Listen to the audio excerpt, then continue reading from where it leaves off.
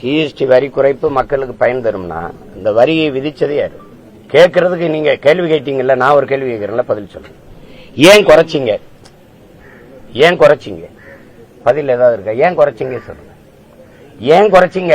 ஏன் குறைச்சிங்க அதுக்கு சொல்லுங்க. ஏன் குறைச்சிங்க? அதாங்க ஏன் குறைச்சிங்க? மக்களுக்கு இந்த வரி சுமையா இருக்கு, கஷ்டமா இருக்கு. எப்ப விதிச்சீங்க?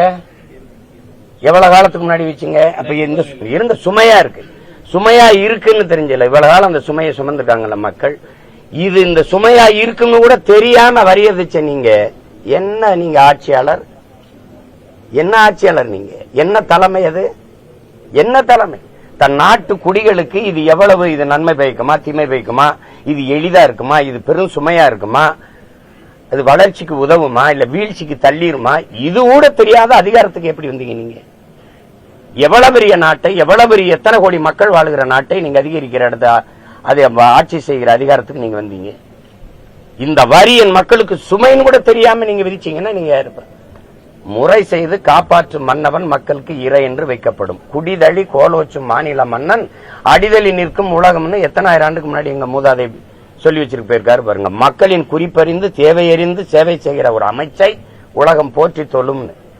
இது சுமைனே தெரியாம நீங்க வாட்டுக்கு விதிச்சு வச்சுட்டு விதிக்கிறது அப்புறம் குறைக்கிறது அப்படின்னா நீங்க தோல்வியை ஒத்துக்கிறீங்க. பொது மன்னிப்பு கேளுங்க.